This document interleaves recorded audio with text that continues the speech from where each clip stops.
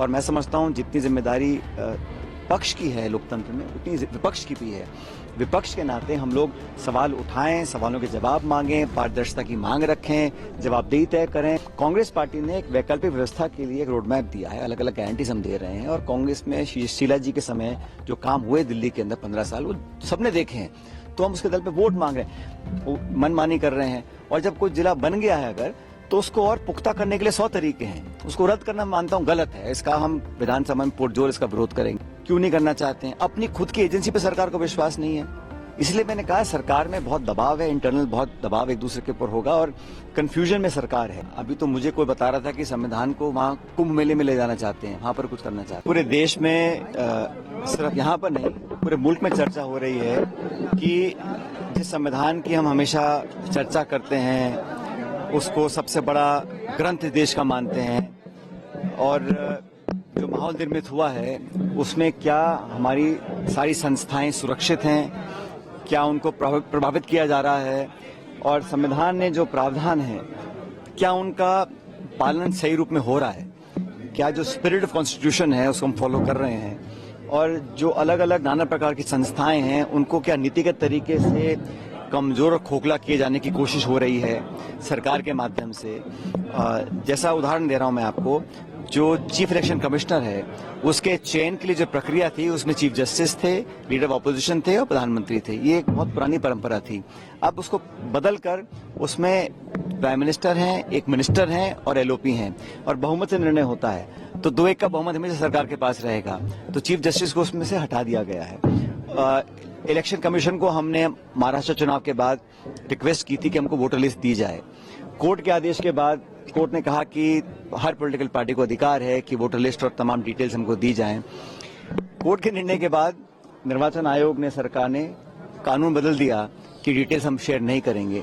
तो इस प्रकार से संस्थाओं का जब दुरुपयोग होता है, उनका मिसयूज होता है, उनको कमजोर किया जाता है तो चिंता का विषय है। और हमारे लोकतंत्र में, हमारे गणतंत्र में सिर्फ चुनाव लड़ना ही लोकतंत्र नहीं है। संस्थाओं को जीवित रखना, संस्थाओं की विश्वसनीयता को जीवित रखना, संस्थाओं को चलाने वाले लोगों की चयन प्रक्रिया को हम उसको धूमिल ना करें, उसको पारदर्शी रखें, ये बहुत महत्वपूर्ण है। इसलिए ये जरूरी हम इस प्रकार के संवाद होते रहें, चर्चा होती रहे सिविल सोसाइटी के साथ, पार्लियामेंट के अंदर लोगों के साथ, क्योंकि ये देश सबका है। और मैं समझता हूँ जितनी जिम्मेदारी पक्ष की है लोकतंत्र में उतनी विपक्ष की भी है। विपक्ष के नाते हम लोग सवाल उठाएं, सवालों के जवाब मांगें, पारदर्शिता की मांग रखें, जवाबदेही तय करें। पार्लियामेंट के अंदर चर्चा हो नहीं पाती है। जो संवाद, जो डिस्कशन, जो डिबेट्स होने चाहिए मुद्दों को लेकर, इस बार पिछले सत्र में बहुत सारे मुद्दों को उठाया गया लेकिन चर्चा हुई नहीं। तो मुझे लगता है कि इस प्रकार की जो परिस्थिति पैदा हो रही है ये एक चिंता का विषय है और हम सबको मिलकर इसमें आगे के रास्ते ढूंढने पड़ेंगे। मुझे खुशी है कि आज बहुत लोगों ने अपनी बात को रखा, अनेक लोगों से हमारी चर्चा हुई है और मैं हमेशा कहता हूं कि 70 साल से जो भी सरकार आई है उसने इन संस्थानों को सिंचित करने का काम किया है।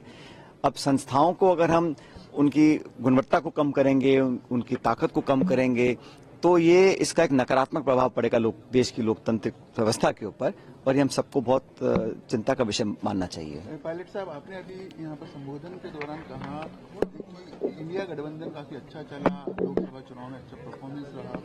अब चूंकि विधानसभा दिल्ली का चुनाव है, वहाँ पर कांग्रेस और आम आदमी पार्टी अलग अलग तो नजर आ ही रही है लेकिन बयानों में तल्खी नजर आ रही है। देखिए, चुनाव हर दल लड़ता है जीतने के लिए और मैंने कल दिल्ली में एक प्रेस कॉन्फ्रेंस की थी। हमारी पार्टी का हमने कुछ गारंटीज हैं उसको हमने जनता के समक्ष रखा था। हम अपने आइडिया, अपना रोड मैप, अपना एजेंडा पेश कर रहे हैं। अब ये निर्णय जनता को करना है। दिल्ली के मतदाताओं ने कई बार राज्य सरकार को रिपीट किया, केंद्र सरकार को रिपीट किया।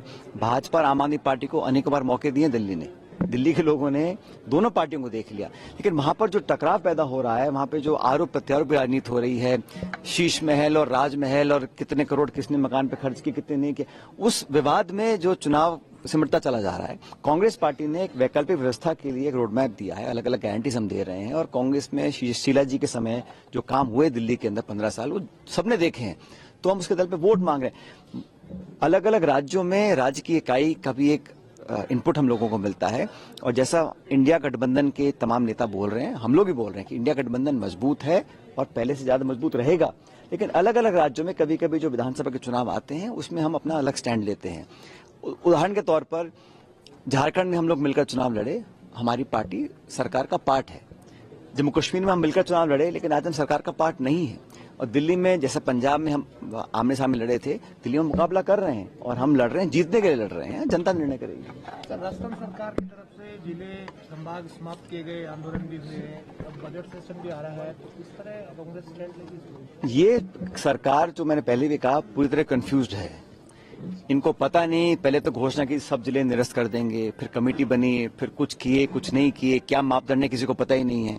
या सरकार या तो मापदंड तय करे पारदर्शी तरीके से कि ये फला फला डेटा पॉइंट है, इसके आधार पर हम निर्णय ले रहे हैं। वो मनमानी कर रहे हैं। और जब कोई जिला बन गया है अगर, तो उसको और पुख्ता करने के लिए 100 तरीके हैं। उसको रद्द करना मानता हूं गलत है, इसका हम विधानसभा में पुरजोर इसका विरोध करेंगे। अब भर्तियां हैं, सरकार की एजेंसी कहती है होना चाहिए रद्द, मंत्री रोज दावा करते हैं रद्द होना चाहिए, सरकार कर नहीं रही। क्या मजबूरी है, क्यों नहीं करना चाहते हैं? अपनी खुद की एजेंसी पर सरकार को विश्वास नहीं है। इसलिए मैंने कहा सरकार में बहुत दबाव है, इंटरनल बहुत दबाव एक दूसरे के ऊपर होगा और कंफ्यूजन में सरकार है। इसलिए अब तक जो 1 साल का कार्यकाल रहा है उसमें कोई बहुत ज्यादा जनता को प्रभावित नहीं कर पाया। 35 लाख करोड़ के एमओयू साइन किए हैं। क्या रोड मैप है, क्या टाइमलाइन है? अब कह रहे हैं कि हम ऑक्शन नहीं करेंगे, हम जमीन ऐसी आवंटित कर देंगे। ये इसका मतलब क्या हुआ? आप पक्षपात करना चाहते हैं, और अगर आप आवंटित करना चाह रहे हैं तो आप बताइए किसको करना चाहते हैं। तो इस विधानसभा के सत्र में हम हर मुद्दे पर सरकार से जवाब मांगेंगे, ये हमारा अधिकार है और जनता का भी अधिकार है कि सरकार से जवाब लेना। विपक्ष को हमको जिम्मेदारी दी है, हम उस काम को करेंगे।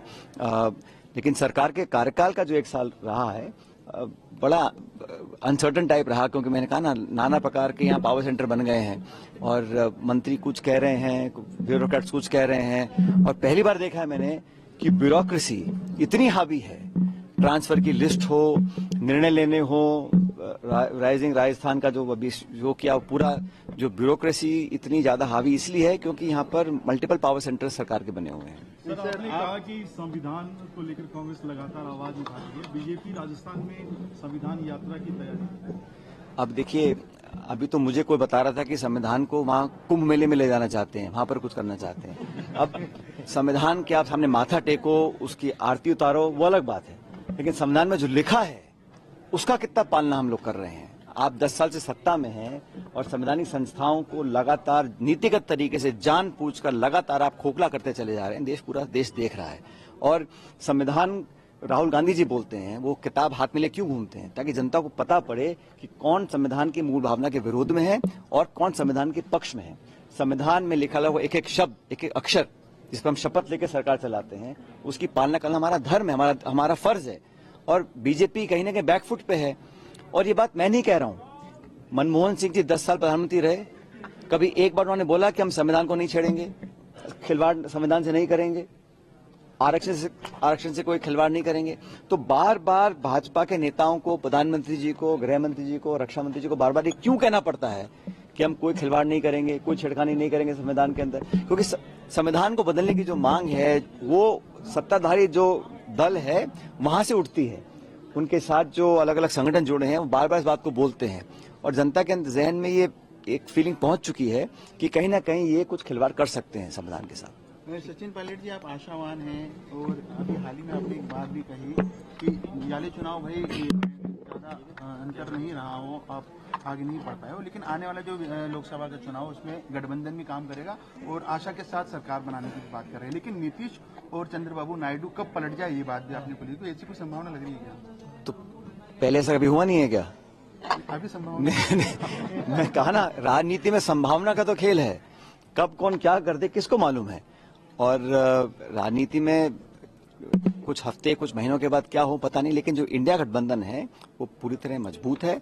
लोकसभा को लेकर हम चुनाव इकट्ठा लड़े थे, जैसे मैंने कहा हमारे अच्छे परिणाम आए उत्तर प्रदेश में, महाराष्ट्र में, हरियाणा में, राजस्थान में और बाकी राज्यों के अंदर भी। तो हमारा गठबंधन मजबूत है और सब नेता बार बार बात को बोलते हैं कि एकजुटता विपक्ष की आज एक बहुत बड़ी जरूरत है और पूरे देश को उम्मीद है इंडिया अलायंस के साथ, उसमें हम अड़िग हैं, खड़े रहेंगे। दिल्ली से क्या उम्मीद कहा कि कभी भी पलट सकते हैं, क्या आपको लगता है बिहार चुनाव के बाद नीतीश कुमार पलट सकते हैं? मैं भविष्यवाणी नहीं कर रहा हूँ, मैं तो सिर्फ इतिहास जो हुआ उसको देख के बोल रहा हूँ। आगे क्या होगा मुझे क्या मालूम है।